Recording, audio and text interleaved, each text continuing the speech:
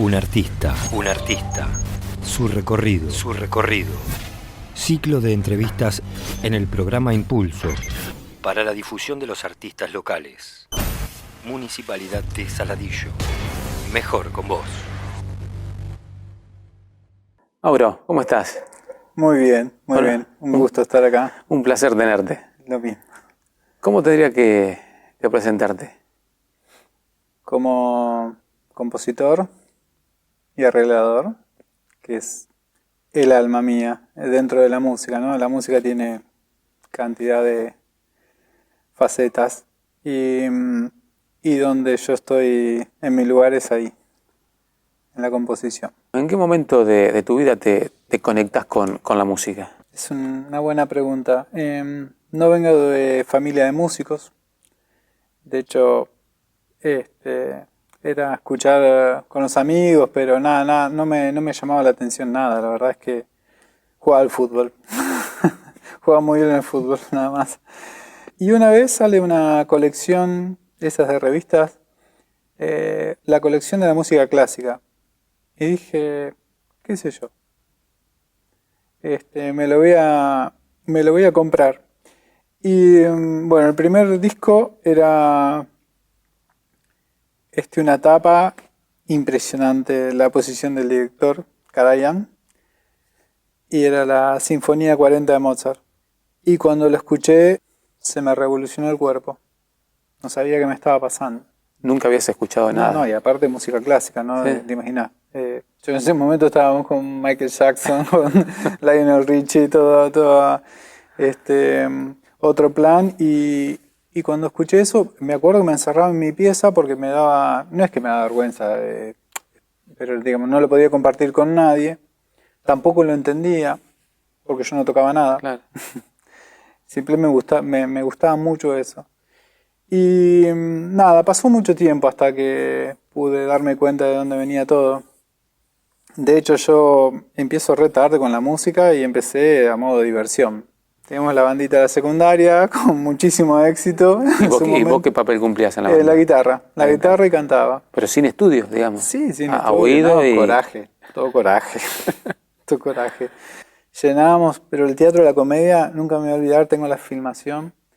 Toda la gente abarrotada en los pasillos. ¿Qué banda era? ¿Y La pared ¿Y qué época más o menos estamos hablando? 89. Sí.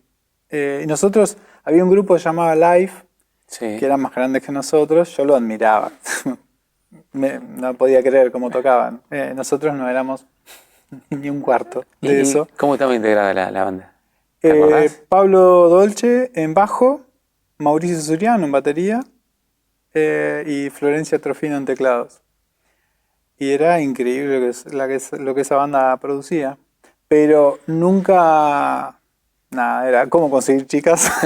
Charly García. Era solo eso. Nunca pensé que yo con la música iba a hacer algo. Venía así de una mentalidad muy estándar. O sea, terminas la secundaria y te vas a estudiar. Sí.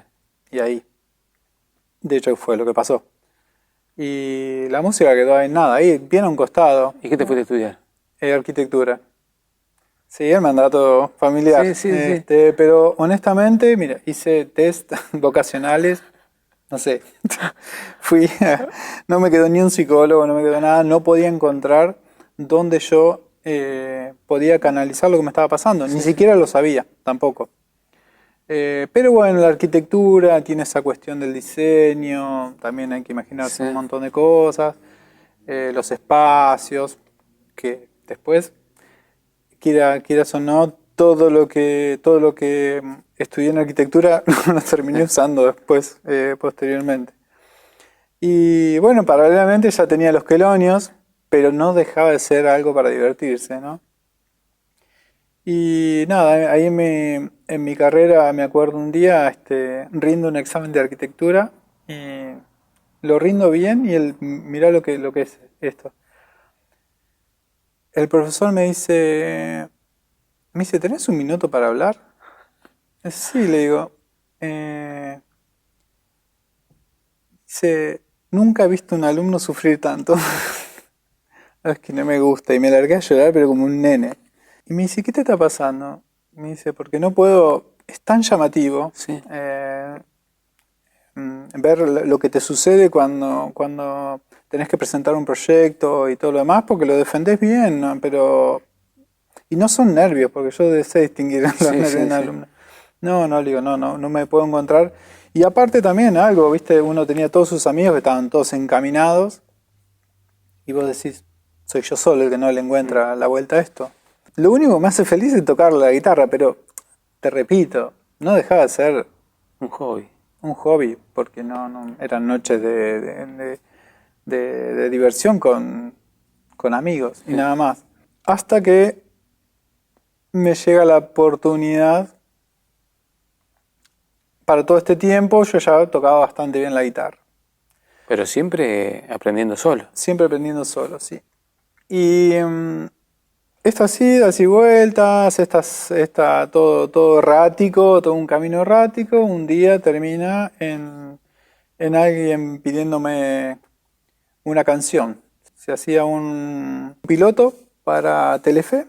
Sí, Y me de la nada. De la nada. Un amigo me dice, che, se necesita una canción. Mira, la cuestión es así. Eligieron la balada del Diablo de La Renga. Bueno, la bala del diablo de la muerte. Y resulta que La Renga no le da los derechos. Hay que hacer un tema medio parecido. Y es que yo no había compuesto nunca, ¿viste? Y dije, bueno, dame unos días. Y dije, ¿qué va? Total. Sí. Y lo hicimos. Me acuerdo que había un cantante en ese momento dando vueltas por acá, Wally se llamaba. Sí. Wally. Y le dije, ¿Es muy onda blusera era? claro, tenía el perfil. ¿Viste? ¿También tocaba la armónica era? Me parece que sí. Me de parece, verdad. Sí. Él era re blusero, Sí. tenía una voz. Sí, así, sí, lo recuerdo. Bien para lo que se necesitaba. Sí. El tema quedó. La serie nunca salió, pero dije, acá está lo mío.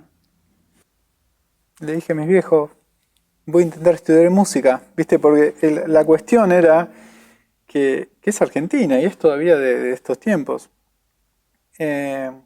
Pareciera que ser músico no es una profesión. Hacer arte no es una profesión. Lo hemos hablado con varios que han pasado por ese sillón Sí. y es un tema que lo hemos hablado, sí. Sí, no está tratado como tal. Mm. De hecho se vio, por ejemplo, reflejado ahora en pandemia, es un rubro que quedó muerto, que no tenía ningún tipo de Te ayuda. ayuda. No era esencial cuando es muy esencial, pero bueno, todo es discutible, pero... Y bueno, en ese momento, claro, hoy en día hemos avanzado tanto y la información ha avanzado tanto, pero no había... decís, sos músico, te morís de hambre. Era supuestamente una ecuación que no fallaba nunca. Y le dije, bueno, pero claro, el haber pasado tantos años, yo pensaba que ya tenía 28 años cuando me pongo a estudiar música. Bueno, me fui a la Berklee, digamos, había una sucursal, digamos, acá en Argentina, y me fui a estudiar ahí y empezó todo un mundo absolutamente nuevo. Todas esas personas que yo admiraban iban a dar cursos ahí. Empecé a poder hablar como músico, digamos, a escribir partituras, a conectarme desde ese lugar. Y ahí se inició todo un camino, nada, que me llevó... Pero es algo que te resultaba muy fácil. Sí, absolutamente. Eso estaba interno tuyo. Absolutamente. Bueno, este piloto que no salió termina en alguien que escuchó el tema, que le encantó, contratándome para hacer la música de una película, que fue Jorge Cosia, que después fue secretario de Cultura de la Nación, qué sé yo. Me contrata para hacer la música de una película y nada. Pero vomitaba las músicas. Era una cosa así, me salían, me hablaba un tema y yo ya lo estaba escuchando. No lo podía creer.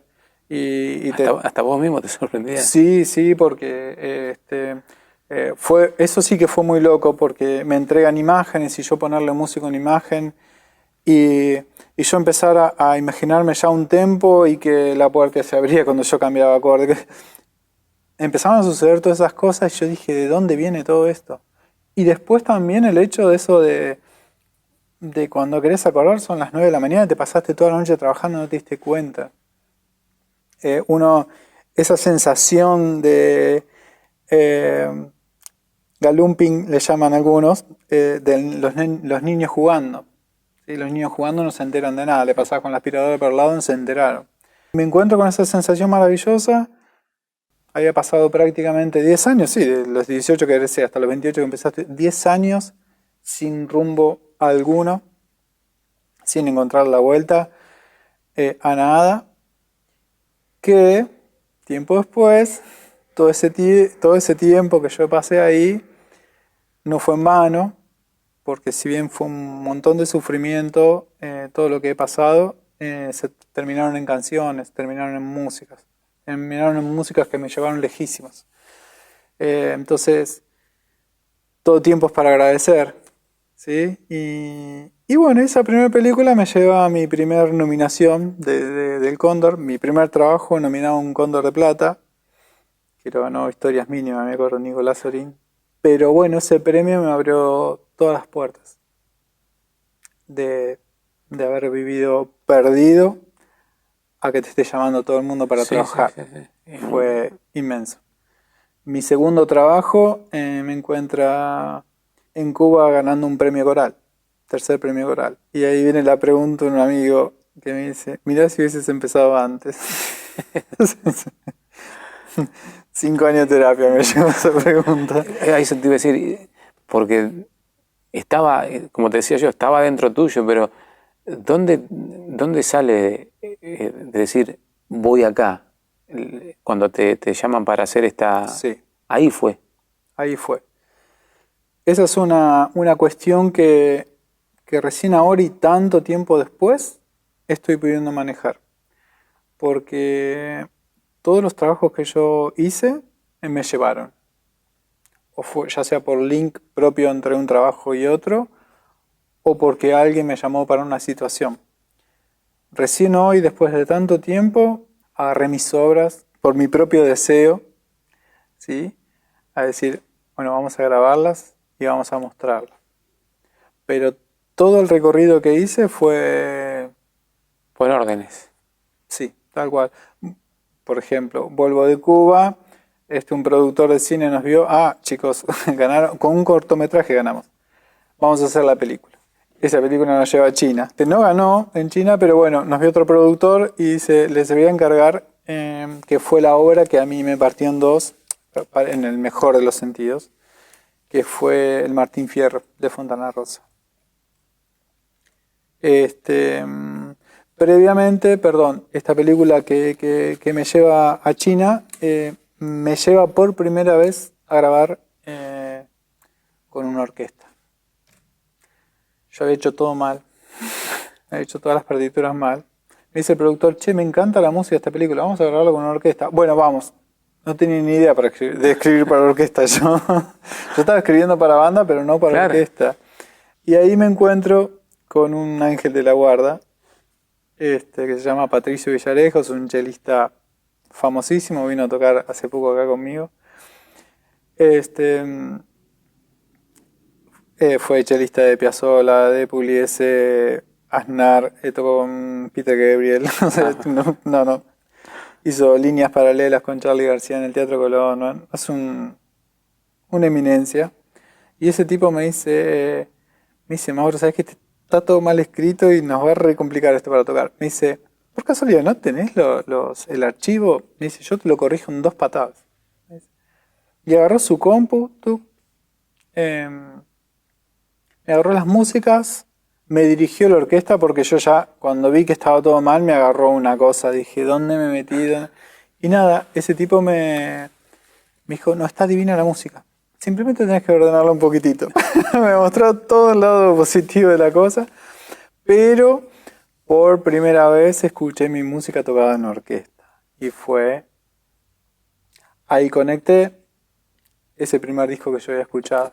Pude entender todo ese momento que había sido absolutamente... no encontraba la respuesta a qué me pasaba cuando yo escuchaba eso, si no tenía relación con nada de lo que venía haciendo. Y cuando escucho mi música, mis primeros arreglos tocados por músicos,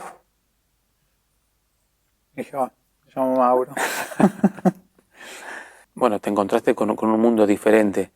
Y a partir de ahí cambió un poco más también tu forma de componer. Absolutamente, absolutamente. Porque había encontrado mi lugar, ni más ni menos. Había encontrado mi lugar. Yo había tenido toda una historia tocando la guitarra eléctrica y yo me había dado cuenta que no era eso. Mi ser más profundo.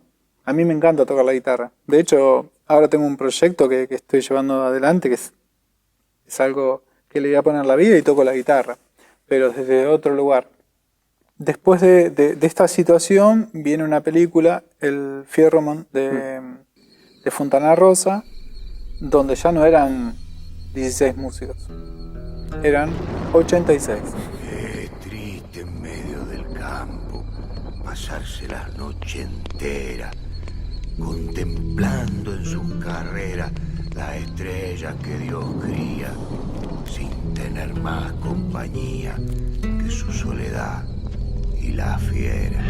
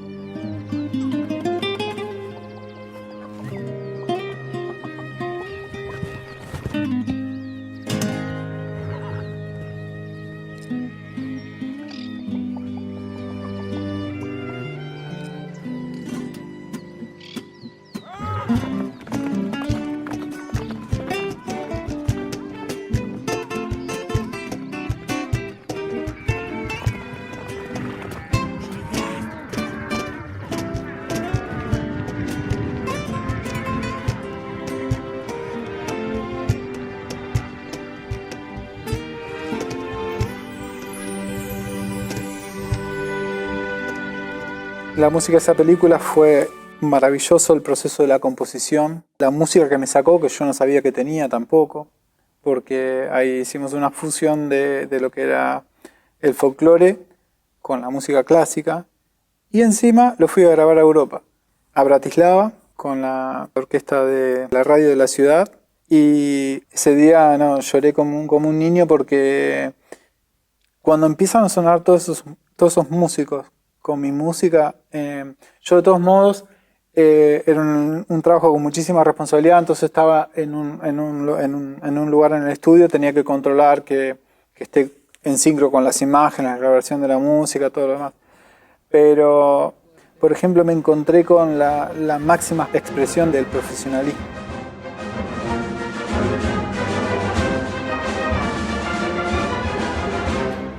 Me llamó muchísimo la atención cómo ellos pudieron imprimirle, bueno, estaba escrito el trabajo muy bien, pero cómo a nuestros ritmos, ¿no? A la chacarera o a la samba, cómo pudieron imprimirle el feeling que tiene un músico cuando toca un instrumento, ¿no? Puedo escribir 3 corcheas y según cómo la toque pueden sonar de una manera o de otra.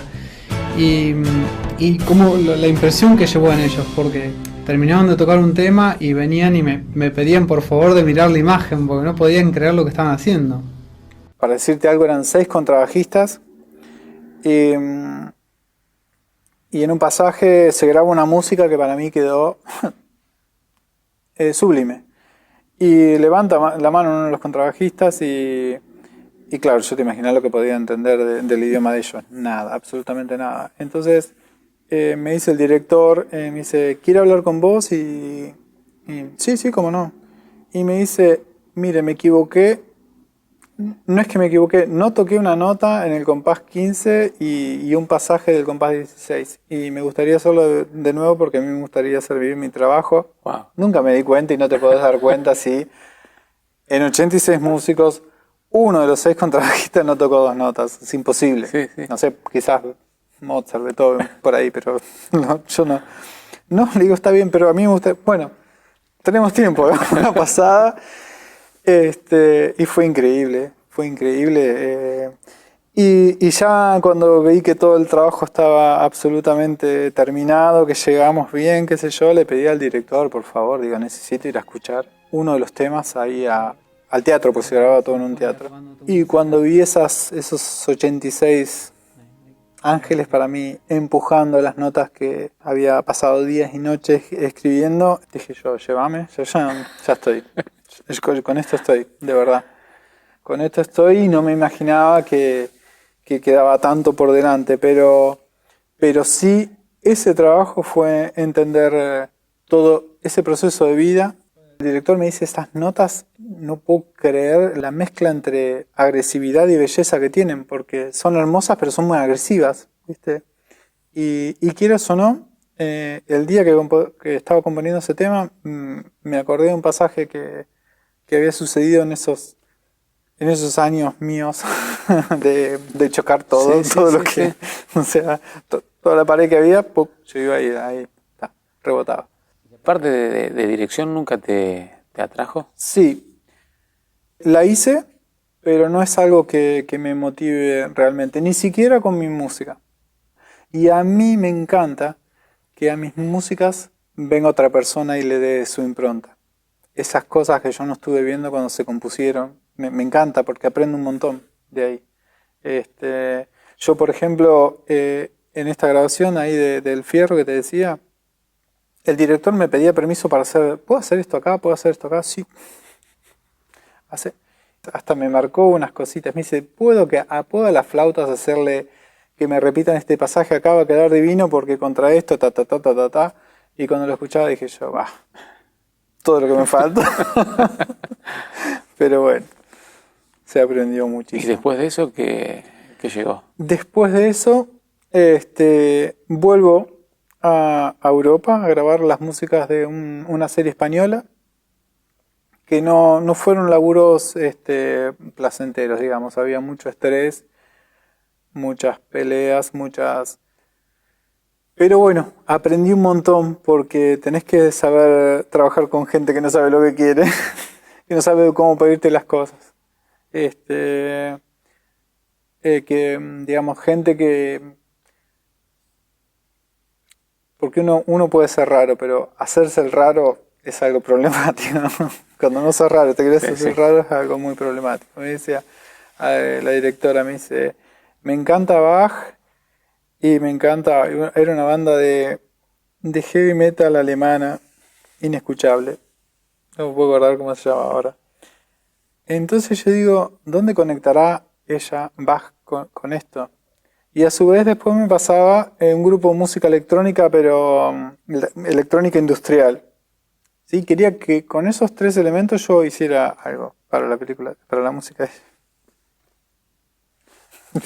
¿Por dónde empiezo?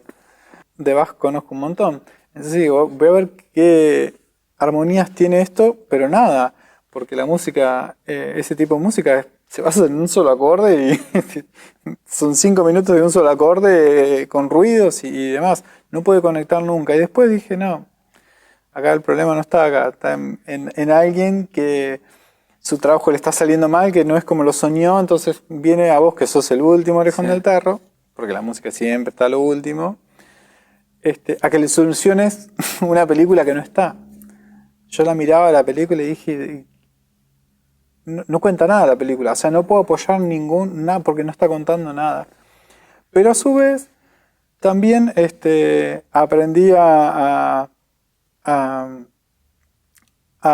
seleccionar un poco todos los trabajos, porque por ejemplo, volví a grabar, esta vez fue en Bulgaria, y nada, no me produjo emociones, porque no pude yo sacar emociones. No me había emocionado el trabajo y no pude yo sacar las emociones.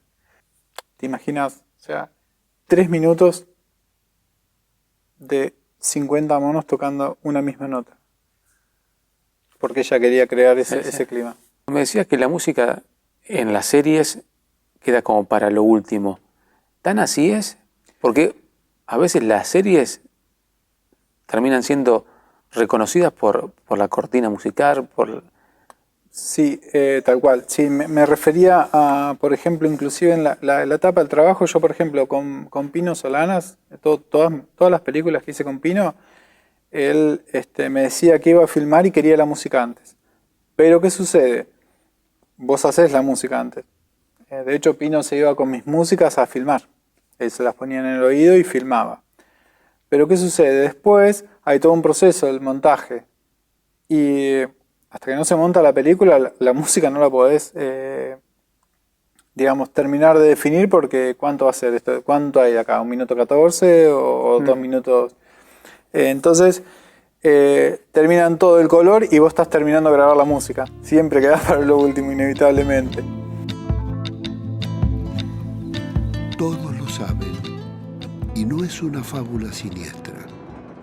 Se sigue fumigando con veneno los campos y los pueblos rurales. Se fumigan todos los cultivos y cereales: arroz, tabaco, uvas, frutas. Es interesante entender esto de la rueda de la vida, del ciclado en la propia chacra, en la propia producción agropecuaria, entender de que tiene que volverse, todos los residuos tienen que reciclarse y no contaminar el medio ambiente. Quizás son más recordadas las músicas que hasta la película propiamente dicha. Hay cosas que van de la mano, que sé yo, como por ejemplo Titanic, hablando del Titanic, ¿no? La música del Titanic, ¿quién no la conoce? Sí. Pero ha habido un montón de casos que la música es mucho más que la película. De hecho, hace poco escuché ahí por una orquesta el tema de Misión Imposible, por ejemplo. Esa música es... Y los chicos, hoy en día, no, está bien, están las películas de Tom Cruise, pero... digamos, la serie que miramos nosotros, los pibes, pero esa música, es imposible no conocerla, ¿entendés? O La Pantera Rosa misma. La música de La Pantera Rosa, yo otro día la toqué en el piano, estaban amigas de mi hija. La Pantera Rosa. Nadie vio La Pantera Rosa. Sí. Pero esa música es... Sí. ha superado... Tal cual. Mauro, y volviendo a lo del Titanic, bueno, contanos cómo te fue en ese resurgir. Yo estaba trabajando mucho con el tema del cine y se vino una etapa muy rara, muy complicada, porque me meto a hacer producción ejecutiva de cine y me consumió, literalmente me consumió, me secó. Seguía haciendo músicas y me pasaban estas cosas, no lograba transmitir. Después nada. Por supuesto, un análisis siempre habla. Digo, quizás esto fue un techo tan grande el fierro para mí, no lo podré superar. O sea, viste esos miedos que te agarran después de... No importa la repercusión, porque eso es algo que uno no maneja, sino para uno mismo. Sí. Cuando hiciste un trabajo que a vos te marcó tanto, te significó tanto, y después todo lo que viene atrás, no le atan ni los cordones, como decimos a veces. Me llevó ahí a dispersarme. Nada, me pegué unos cuantos porrazos porque terminé siendo alguien que no soy. No sé. En un momento tengo 13 juicios por personas que, manejando 50 personas, ¿qué hago yo acá? ¿Productor de qué? Yo no soy esto. Bueno, me voy a volver un año a Saladillo y repensar todo esto. Y cuando vengo acá, armar mi casa de nuevo, porque yo hacía muchos años estaba viviendo en Buenos Aires, me cae un llamado de una amiga, me dice, Mauro, mira, en Francia se abrió un concurso para una obra sinfónica, esto es para vos, se conmemoran los 100 años del Titanic, justo, los pasajeros fueron salvados en una isla francesa, los que sobrevivieron, ¿no? Y Francia va a hacer un homenaje y es un concurso mundial, y me dice, pero es para vos. Me dice, porque vos tenés la imagen, tenés la música, pero imagen, esta obra sinfónica es pura imagen. porque aparte, nada, se iba a reeditar, digamos, como fue las charlas vía del Carpathia con el Titanic, ¿no? Había que ponerle música a eso. Bueno, y ahí resurgí. Ahí volví a mi lugar. Y me dan una fecha para terminar en febrero y empiezo a trabajar y no se me ocurría nada. Me estaba cayendo todo, de todas maneras, tantos años ahí en Buenos Aires, volver a Saladillo, que digamos, la siesta, la gente duerme siesta acá.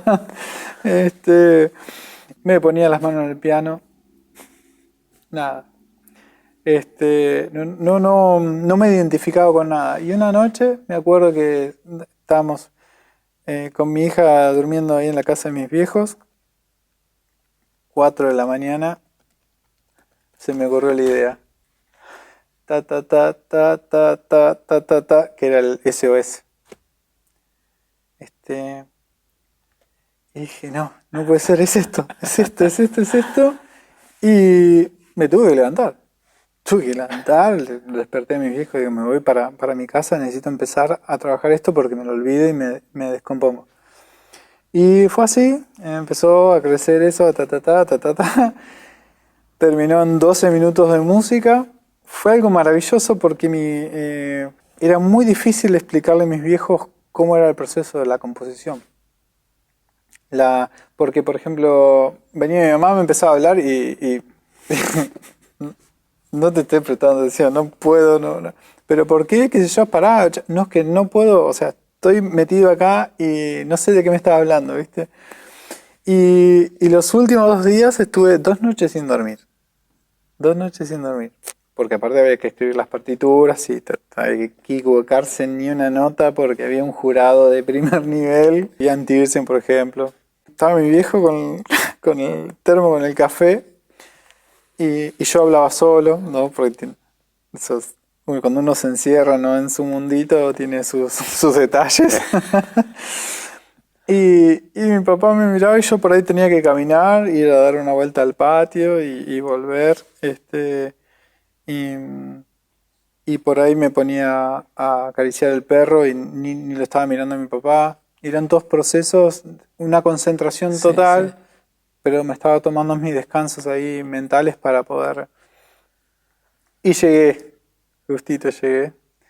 Y en ese momento me sentí tan bien de haber entregado el trabajo, que no pensaba en nada más, ¿sí? Me sentía que había vuelto a componer, me sentía que había podido volver a poner las manos arriba del piano. Fue sanador para mí.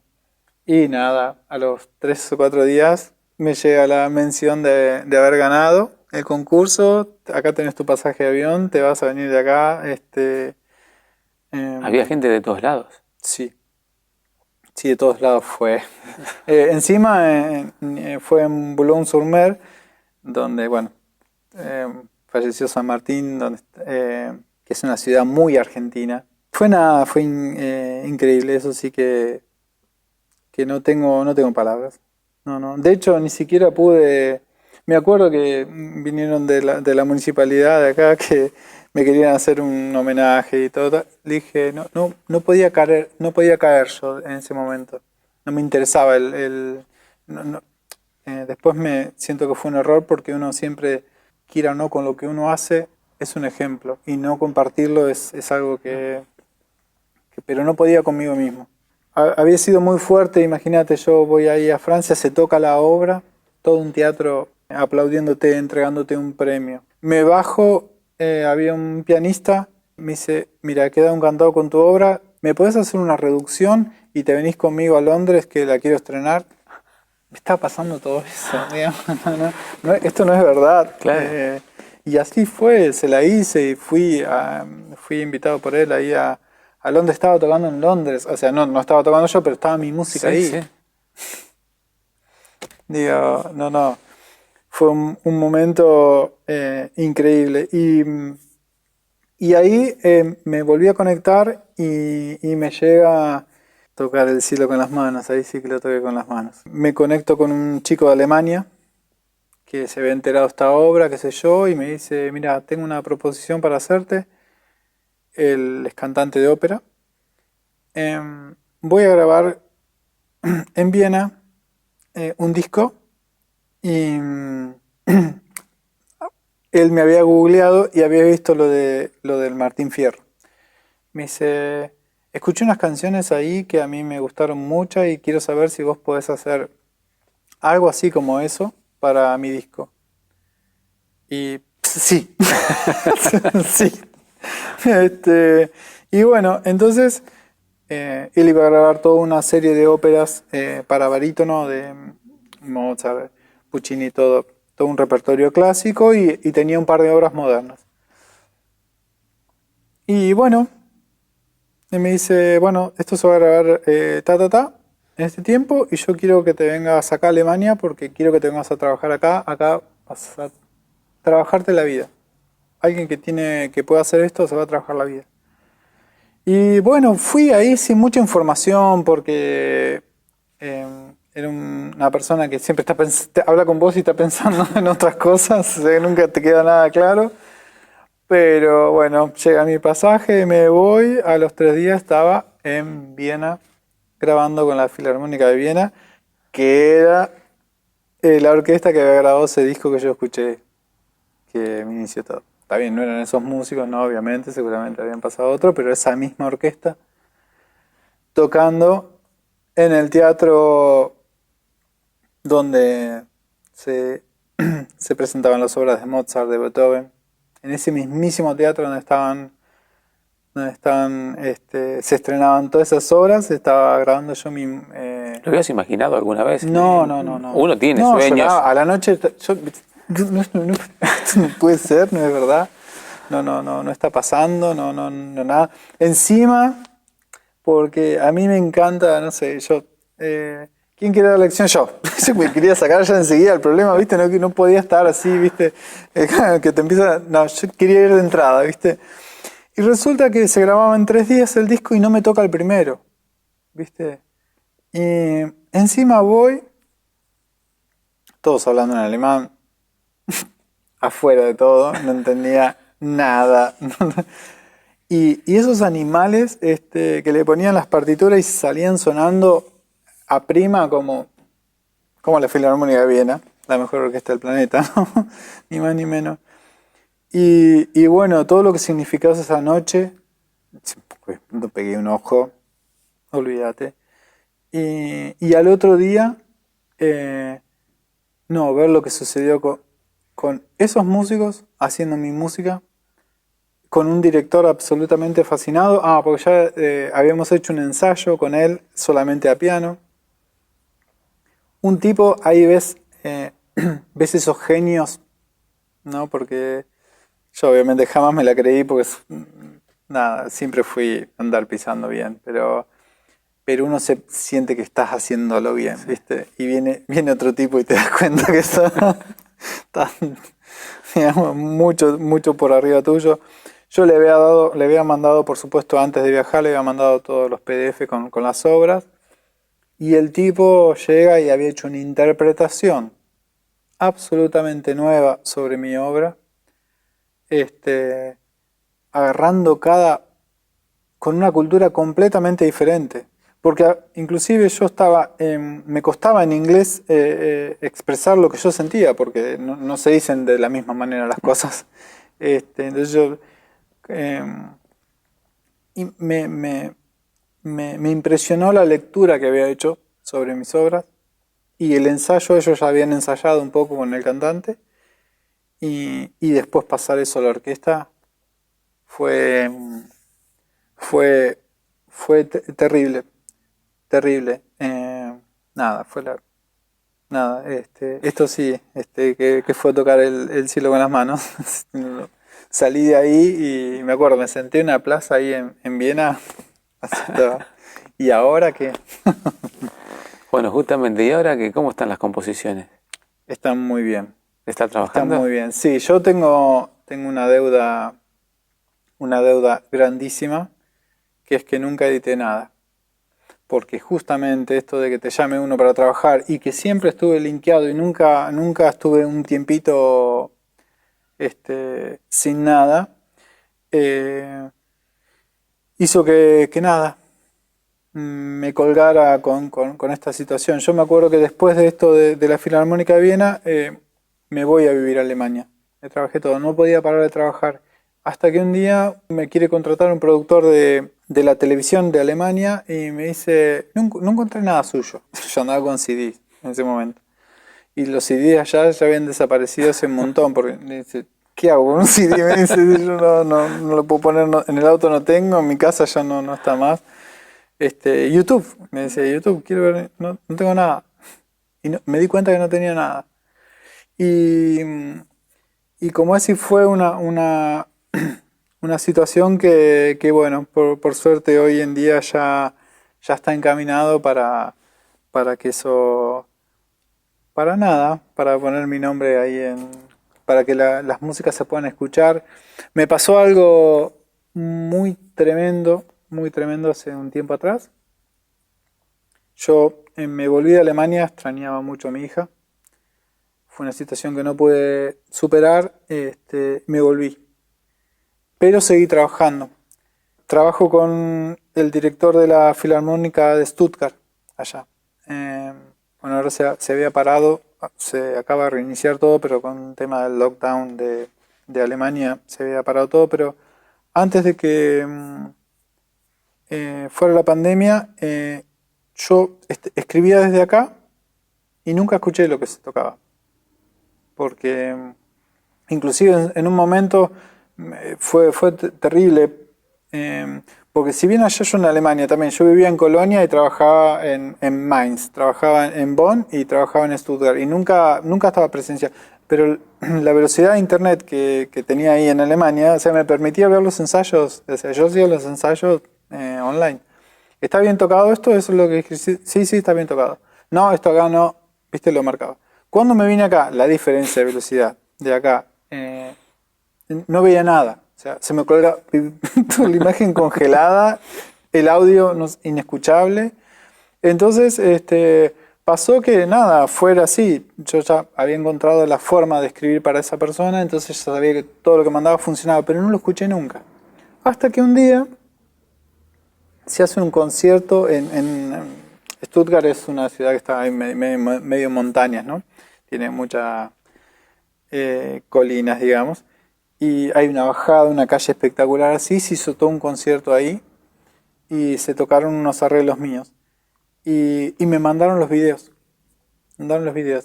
Y yo, para mí era una cosa así que ver cómo había salido y aparece mi mamá. ¿Y eso qué es? Ah, esto ¿viste los arreglos que estaba haciendo? Es esto. ¿Esto haces vos? Me dice. Claro, y ahí tomé conciencia de lo que era para mí natural, no lo conoce nadie. De hecho, acá en Salvation no lo conoce nadie. Eso te iba a preguntar. Sí. ¿Para cuándo? Bueno, estamos ahí en plena cocina. Volví a este último tiempo, me pasó de bueno, volver a agarrar esas bandas de la infancia con los quelonios y realmente no deja de ser un placer estar con los chicos, yo los amo con toda mi alma, pero esta pandemia trajo unas cosas, muchísimo dolor, porque yo perdí un ángel con la pandemia, perdí una persona, mi papá, que es la lucecita ahí que todo esto que está pasando tiene mucho que ver con eso que viene allá. Pero bueno, encontré dos proyectos que me hicieron revivir. Empecé con uno que es con una artista, una cantante de acá, Luli Buenayuto. Empezamos a componer, volvimos a agarrar los arreglos, volvimos a agarrar la producción musical que estaba completamente dormida y lo que empezó como una cosa así, vamos a hacer un par de temas y vamos viendo a ya tener una orquesta tocando con nosotros otra vez. Y esa orquesta hizo que bueno, me dice, vamos con lo tuyo, vamos a hacer las dos cosas. Y nada, dije, es este momento, ya estoy en camino y no lo paro más, tengo que sanar esto urgente porque... No, y eso era, creo que Saladillo conozca todo eso que hiciste y que vos también te lo mereces. Sí, absolutamente. No tomé nunca conciencia de eso, de esa... de no sé, gente ver mis fotos recibiendo premios y no escuchando lo que yo hice, porque aparte tampoco nunca se grabó. Yo tengo las versiones en MIDI, por ejemplo, pero jamás mostraría una versión en MIDI, digamos. Y esa obra se ha tocado en un montón de lugares y nunca acá. Lo intenté, no se pudo, porque yo entiendo todo es muy complicado y hay otras prioridades, por supuesto. Pero bueno, ahora es un tiempo donde ya está todo en camino. Esperaremos pronto y ansiosos poder conocer todo eso. Claro. Mauro, la verdad, se me pasó volando, no sé ya cuánto tiempo de charla tenemos, pero más que interesante todo lo que contaste, y creo que podríamos estar un rato más todavía charlando Claro. de tus vivencias. Pero bueno, agradecerte por haber estado acá, por haberte tenido presente en ese sillón. No, el agradecido soy yo. La verdad es un espacio que han creado que Saladillo lo merecía, pues tienen unos artistas increíbles, inmensos. Y esa cosa que hice mal yo de poder influenciar a chicos que por ahí están ahí dando vueltas y no saben qué, como por ejemplo lo mío, pero escuchar a los artistas que están pasando por este sillón, es algo que Saladillo lo necesitaba. Hasta pronto.